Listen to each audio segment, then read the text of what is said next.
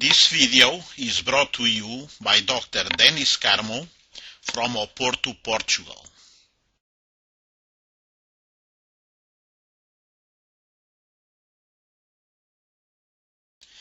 Based solely on our own criteria and for the purpose of this video, we define superficial anatomy of the palmar hand and wrist areas as the area that extends from the level of the skin to the level of the structures immediately under the transverse carpal ligament, TCL, namely the median nerve and branches, the ulnar nerve and more proximal superficial part of end branches, the ulnar artery and the superficial palmar arch, and the superficial layer of flexor tendons.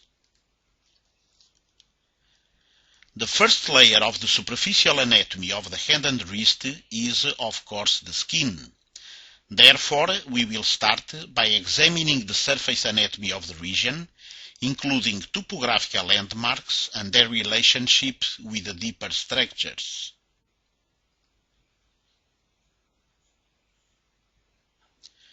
As we all know, there are creases on the skin, and amongst them are the palmar, the wrist, and the thenar creases. And confusion starts right here, because there is no uniform system of crease classification. In the following 3 slides, you can appreciate the multitude of designations in which different people refer to the creases, be it the distal palmar crease, the proximal palmar crease, or the thenar crease. Concerning the palmar creases, the vast majority of people have 2 transverse palmar creases, distal and proximal. A single transverse palmar crease is a classic feature of Down syndrome and also of other types of pathology. But the presence of the previously called simian crease in people without any evidence of abnormality has been reported by some to be as much as 1 in 30. In normal people, this characteristic may be asymmetrical, being present in only one hand, like in this case. The presence of a single transverse palmar crease may have quite relevant implications as far as topographical landmarking of the hand is concerned. Regarding thenar crease, 2 as seen here, or even 3 longitudinal creases can be found, and in this case, the most radial generally corresponds best to what most people will assume to be the thenar crease. Moving now to the wrist creases or flexion wrist creases, most commonly 3 are described: distal, middle, and proximal. But others make reference to only 2. In fact, individual variations can be found from 1 major crease to as many as 4.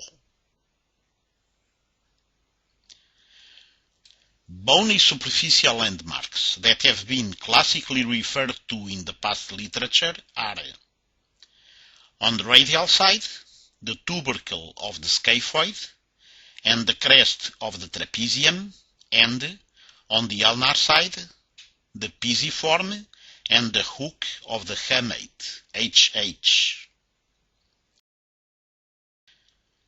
Tendinous classic landmarks are the palmaris longus tendon, the flexor carpi radialis tendon,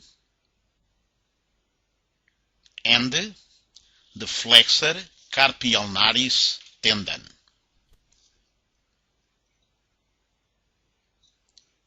Now, concerning all these topographic landmarks, the 2 basic questions that one has to ask are: how easy are they to locate and reproduce, and how reliable are they really as landmarks?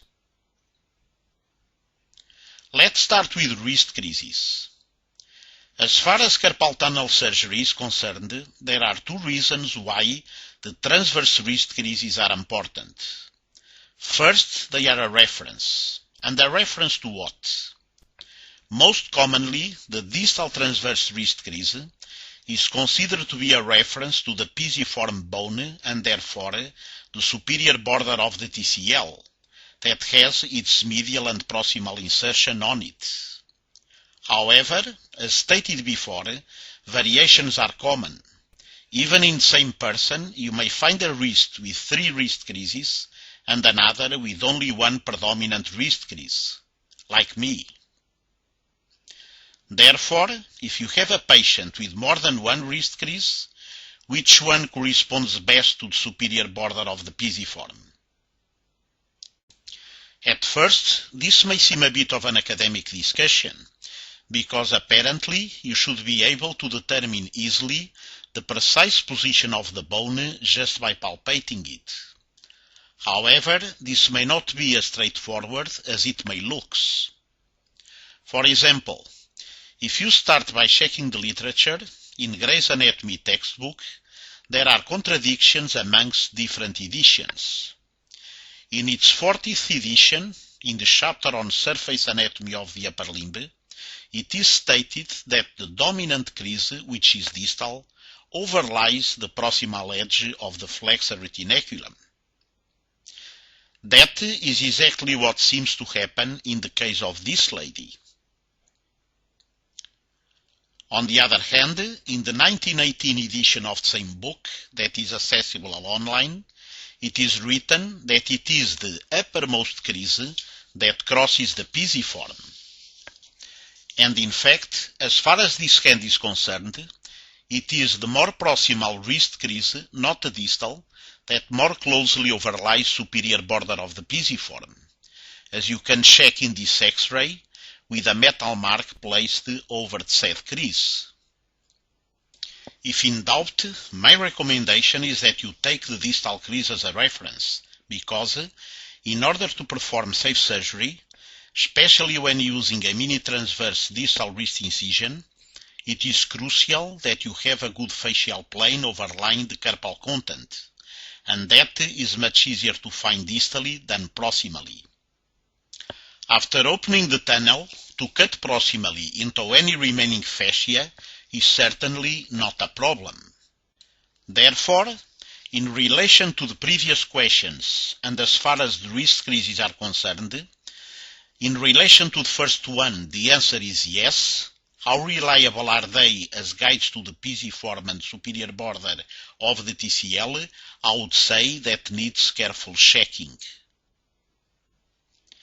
The second reason why the wrist creases are important is because if you place your surgical incision over one of them, the scar will become soon practically invisible, every surgeon's dream.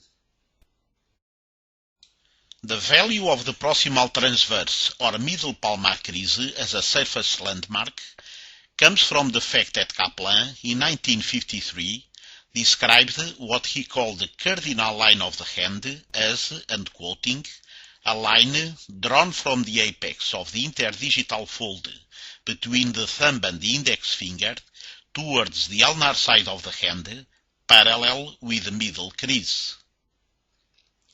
His purpose was to use this line as a topographical landmark, a guide, for the establishment of the relationship of many important, deep structures of the hand.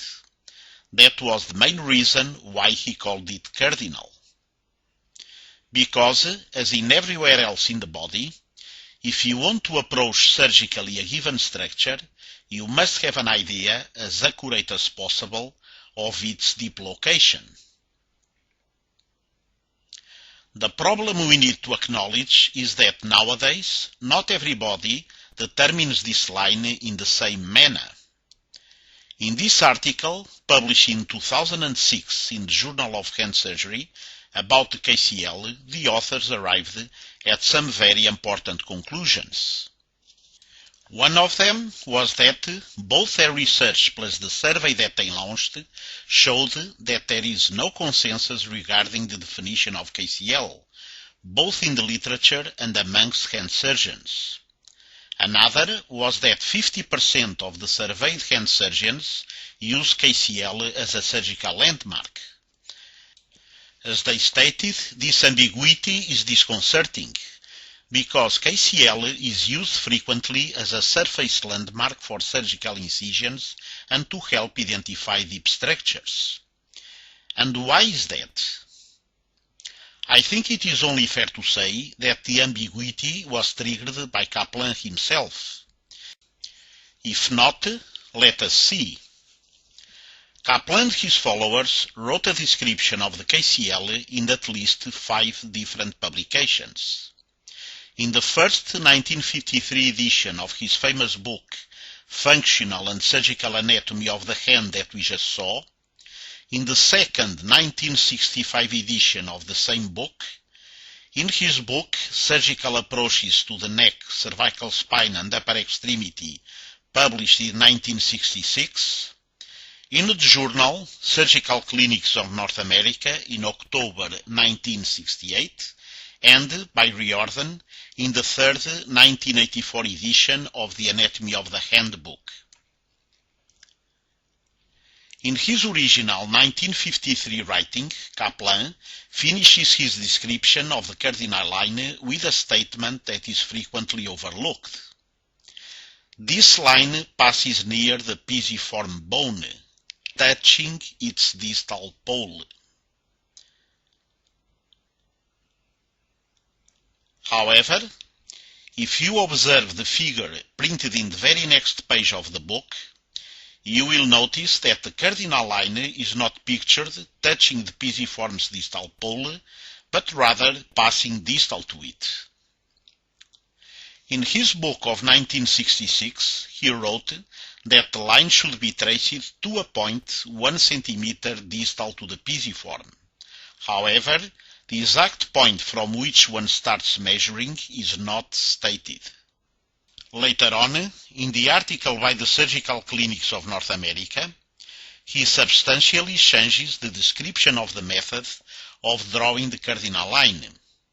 He wrote that the line should be drawn from the junction of the metacarpophalangeal joint line of the thumb at the first interdigital fold to a point 2 centimeters distal to the pisiform.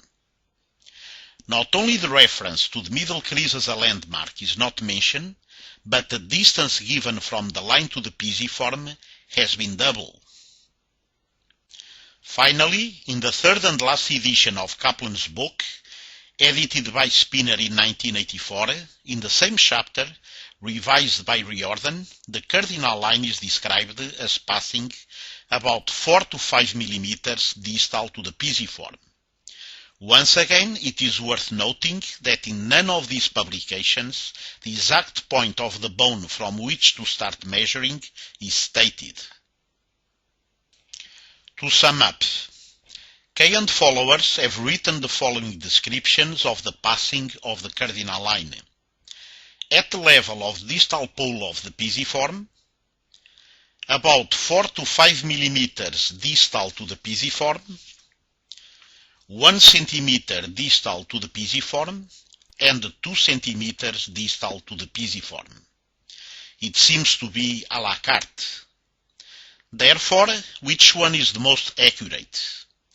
My opinion is that Kaplan was never always right nor entirely wrong. And why? Let's take a look at some hands.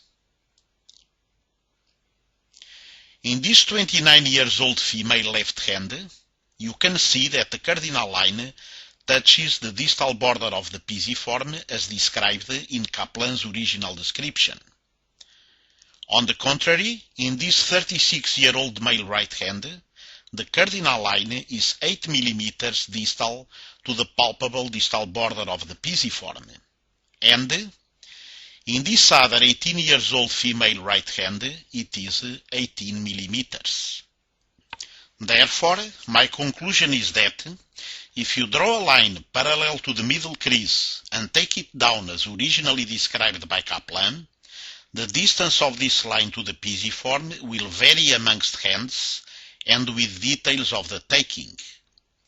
And this simple fact, for an unknown reason and to the best of my knowledge, doesn't seem to have ever been stated before. A first possible cause of error comes from the fact that, as we all know, in most cases, the proximal palmar crease is not a straight line. Therefore, you start with the problem of referencing a straight line from a curved one. In this case, two orthopedic surgeons were asked to draw the KCL at the same setting. There was no consensus to where the exact line should be over the crease, and that of course had an influence on the KCL proximally and the distance of the pisiform to the ulnar side of the lines. A second cause of discrepancy may be that, although the eminence of the pisiform is as a rule easily located, the exact borders of the bone may not be so easily determinable.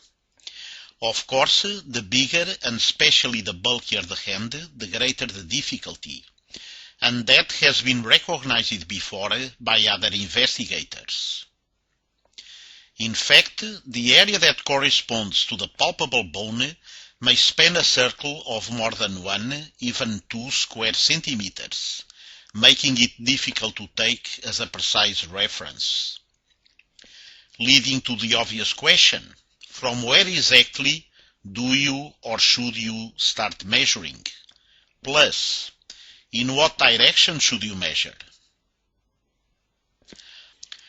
I would probably not be wrong if I were to say that most surgeons will assume this measurement is taken somewhat along a line more or less parallel to the longer longitudinal axis of the hand. However, if you still remember from your past geometry studies, the most accurate way to measure the distance from an oblique line to a circle is along a second line perpendicular to the first one, drawn from it to the most prominent point of the circle. This may also seem a bit like a rhetorical exercise, but I think it becomes relevant from the moment you start using the pisiform for taking measurements as small as 1 centimeter, like described in many publications concerning endoscopic carpal tunnel release techniques. And speaking of rhetorical exercises, does anyone know what the precise dimensions of the pisiform are? In all probability, in order to avoid problems with middle crease, following the description by Brown and Gulberman, many surgeons simply use the outstretched thumb as a guide to determine Kaplan's line. Very practical, and in some patients this method coincides remarkably with Kaplan's. But some people can easily abduct their thumbs to 90 degrees or more, in which case there can be quite a difference between the two methods. Still another way to determine the cardinal line is the method illustrated by Hurst in the book Techniques of Hand Surgery, 1996, consisting of taking a line from the first web directly to the hook of the hamate. This time, the hallmark question is, how do you determine exactly where the hook of the hamate is? We emailed Dr. Hurst and he was kind enough to answer back, explaining what his method is. He instructed us to place the interphalangeal flexion crease of the thumb on the pisiform and aim its tip to the base of the index finger. According to him, the tip of the thumb should then be pressing against the palmar surface of the HH. This seems like a very neat method that we are still exploring because, in spite of what is claimed by a few authors, it is questionable if this landmark can be easily located. Starting again with the literature, back to Grace, it is stated that, in addition to the pisiform, 3 other carpal bones or eminences can be palpated and identified, the HH being one of them. On the contrary, in the online edition of 1918 that we already mentioned, it is otherwise stated that the humulus of the hamate is, however, difficult to define. Kaplan repeatedly stated that the intersection of his cardinal line with the line representing the continuation of the ulnar line of the ring finger in a proximal direction towards the wrist will correspond to the location of the tip of the HH.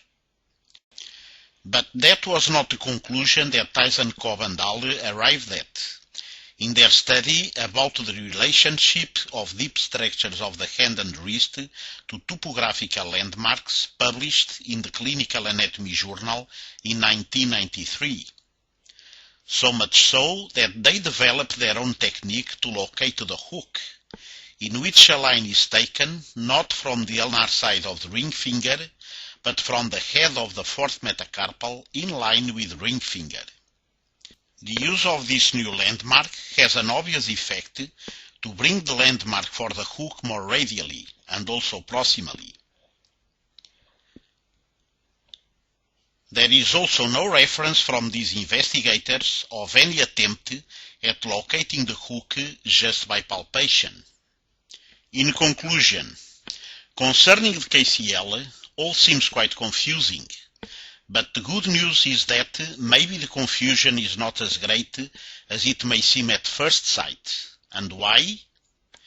In the survey conducted by Vell and Dahle among members of the American Society for Surgery of the Hand, the authors draw 4 different lines, representing what they claimed to be Kaplan's line passing 1 centimeter distal to the pisiform, Kaplan's line passing 2 centimeters distal to the pisiform, Hurst line passing through the hook of the hamate, and Brown and Gelberman's line from the abducted thumb.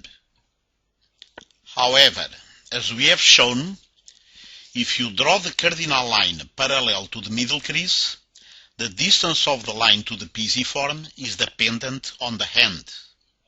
Plus, many surgeons will identify the HH in the intersection of Kaplan's line with the line representing the proximal extension of the ulnar border of the ring finger, and that would put Hurst's line in the same position as one of Kaplan's lines. And, as we have seen, in many cases, Brown's line coincides with Kaplan's line, meaning that, at the end of the day, there is a good possibility that most hand surgeons questioned are drawing the cardinal line in very much the same general manner, which is certainly much more reassuring. Anyway, at this point, and with so many methods, and so much individual and professional variety, the obvious cardinal question about the cardinal line is it good for anything? We will try to answer this question in part 2 of this video.